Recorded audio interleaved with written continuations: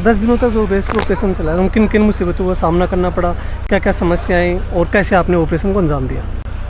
बहुत सारी समस्याएं इस ऑपरेशन के दौरान रही।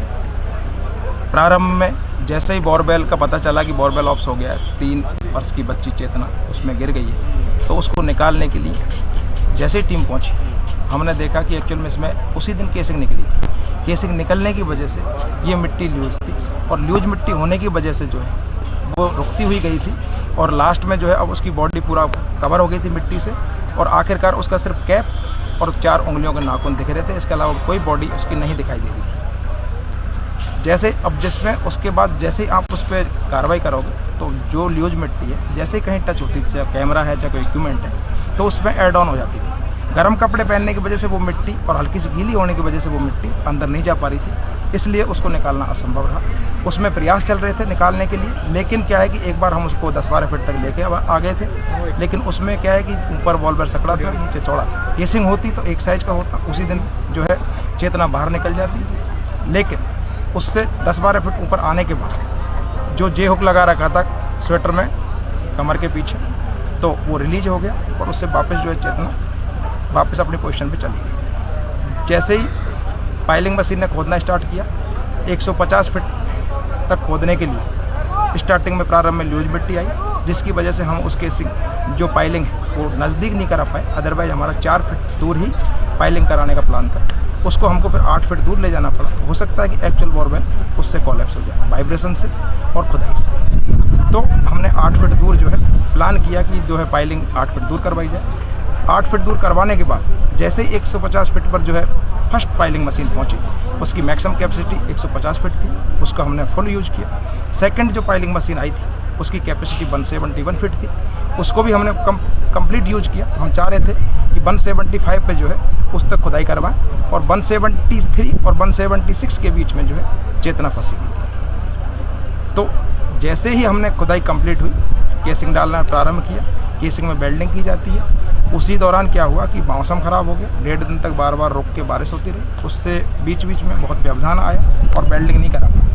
वेल्डिंग कंप्लीट होने के बाद केसिंग को जैसे डाला, तो ये एक्चुअल जो डमी बोरवेल था, डमी वेल था, उसमें हल्का टिल्ट होने की वजह से 161 फीट तक ही केसिंग जा पाई। नीचे केसिंग का पहुँचना संभव नहीं हुआ। जिस एरिया में रेस्क्यू को काम करना था वही जगह खाली रह गई बिना केसिंग।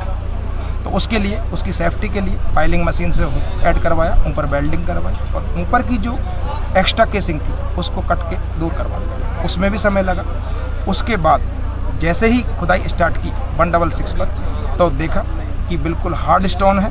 हम उम्मीद कर रहे थे कि इसमें लूज स्टोन होगा और मिट्टी के साथ, लेकिन ऐसा नहीं था। कंप्लीट एक चट्टान थी, और हम एक पैच पर ही आगे काम कर रहे थे, 163 से 165 के बीच में। अब कंटिन्यू आपको 8 फीट चट्टान काटनी है सेफ्टी के साथ, कि जिसमें रेस्क्यूअर को अंदर पहुंच के 170-75 सेंटीमीटर पर रेस्क्यूअर जा करके अपनी कार्रवाई कर रहा है। वहाँ ब्लास्ट नहीं करा सकते, वहाँ पे ऑक्सीजन लेवल मेंटेन रखना पड़ेगा, सेफ्टी गियर्स पूरे रखने पड़ेंगे। उन सबको ध्यान में रखते हुए डिगिंग करवाई गई, और उस चट्टान को आखिरकार जो है काट लिया गया। लेकिन देखा गया कि जहाँ 8 फीट दूर हमने बोरवेल करवाया था वहाँ पे बोरवेल नहीं मिली।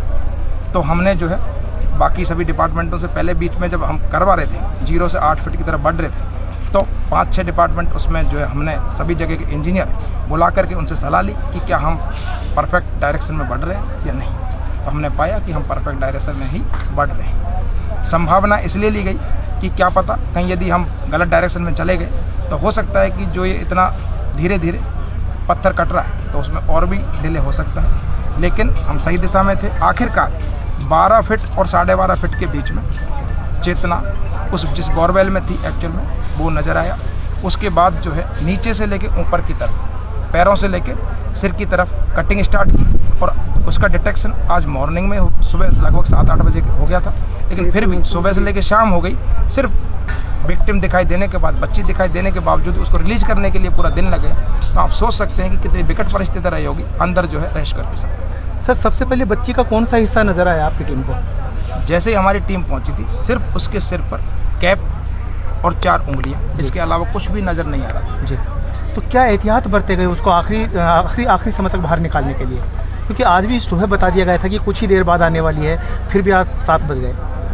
जैसे ही बोरवेल का पता चला, हमने बता दिया कि बोरवेल डिटेक्ट हो गया है। बोरवेल डिटेक्ट होने के बाद उसमें देखा गया कि कहीं कोई टॉक्सिक गैस तो नहीं है, क्योंकि वो पुराना बोरवेल था। उसके बाद ही रेस्क्यूअर को पूरी सेफ्टी के साथ उस जगह को डिटेक्ट होने के बाद हमने नीचे से लेके ऊपर तक कंप्लीट उस पत्थर को काटा। लगभग वो 1.5-2 फीट की कटाई थी और उस जगह पर जहाँ पे विक्टिम फंसा हुआ है उस जगह बड़ी सेफ्टी के साथ 10-10 इंच जो है काट रहे थे, 10-10 इंच की चिप उतार रहे थे, जिससे कि कहीं कोई ड्रिल मशीन, कहीं कोई चिपिंग मशीन उसको बॉडी को हार्म ना कर दे। इसलिए ही वो टाइम लगने का कारण था। सेफ्टी के साथ जो है हमको उसको evacuate। सर बॉडी की कंडीशन कैसी थी, कहीं जख्मी थी क्या वो? ये तो मैं नहीं कह सकता एक्चुअल में कि बॉडी की कंडीशन कैसी थी, क्योंकि जैसे ही हमने टाइम बिना गंवाए उसको निकालते ही जो है मेडिकल केयर के लिए आगे भेज दिया गया। आगे डॉक्टर उनकी रिपोर्ट कर। धन्यवाद सर।